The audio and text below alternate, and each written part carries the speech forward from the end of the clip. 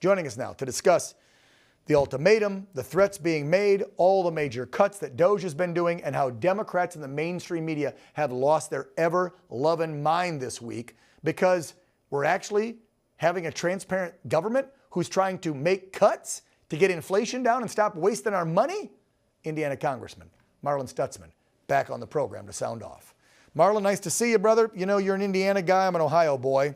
We grew up in farming communities where you had a budget, and if you didn't balance your checkbook and the budget, then your family went without that day, that week, that month, that year. And DC's been running credit for decades. And now Trump's come home to roost with Elon and the DOGE team. And a lot of your folks there, your colleagues on their side of the aisle, and probably a few rhinos on our side, are pretty pissed about all this transparency and all these cuts. Marlin, what do you make of that? You're absolutely right, Dan. Great to be with you again.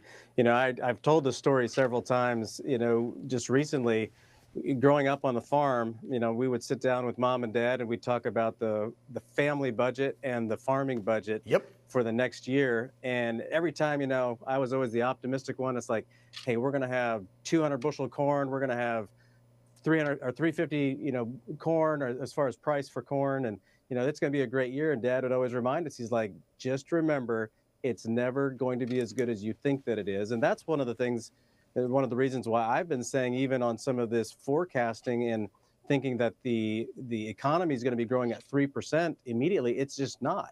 You look at the history, and we know that we haven't hit 3% growth because really all the way back to Obama, we haven't seen that sort of growth in a long time because we've got a government that keeps hounding the American economy and being a wet blanket.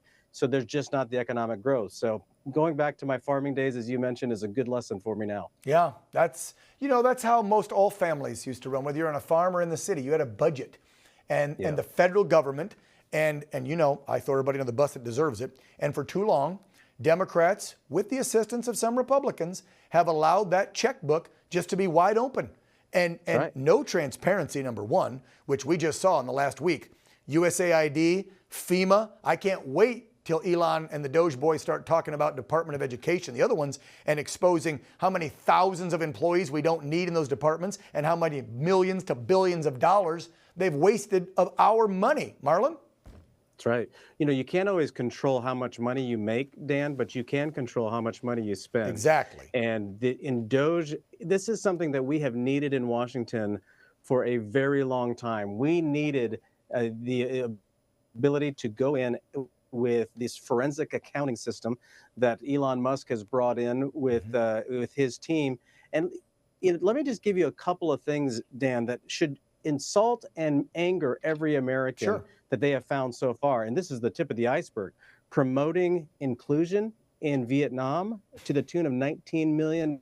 Okay. We're going to combat disinformation in Kazakhstan for $4.5 million. And then my favorite, Sesame Street show in Iraq. I saw that at the tune of $20 million.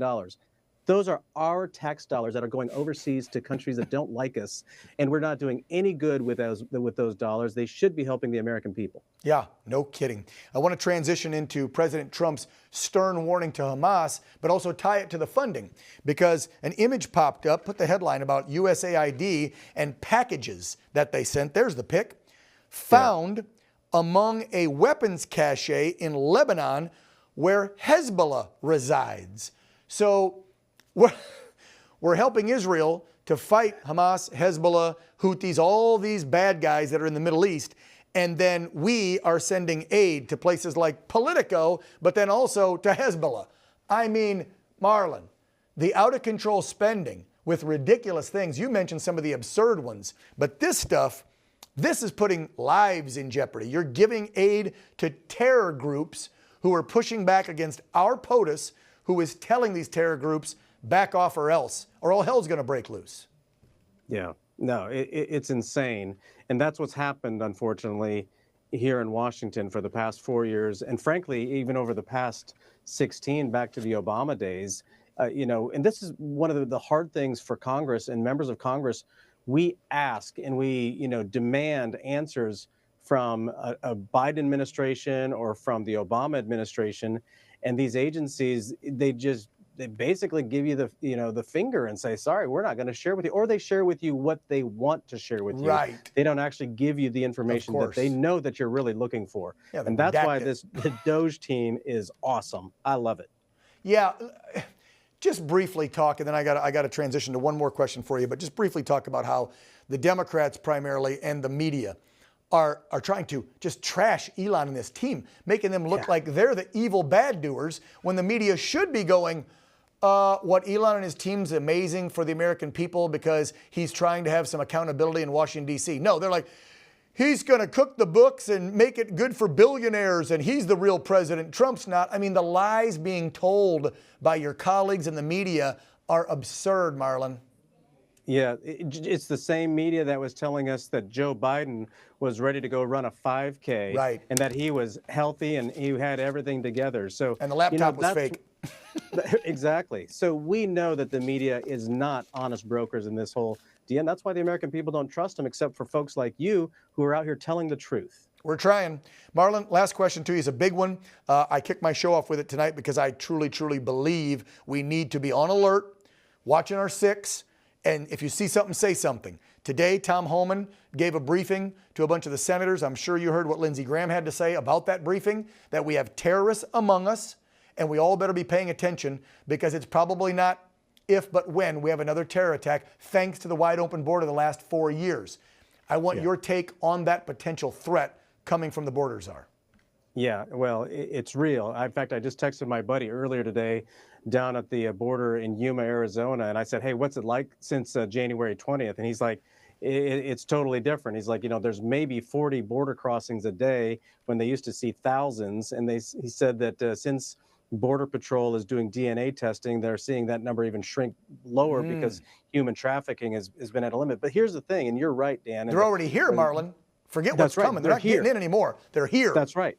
You're exactly right. And that's why every person needs to be on their watch. And thank goodness for Tom Homan, who's got a team, along with Kristi Noem, who's got a team who's going to go out there and fight for us. But I do agree. The borders are now secure, but those folks are in here, and we've known that for a long time, and they're just waiting to make their move. And hopefully, I pray to God every day that every American is safe. But again, we have fingers to point back to the Biden administration saying, you let these guys in. If anything happens, that is your fault.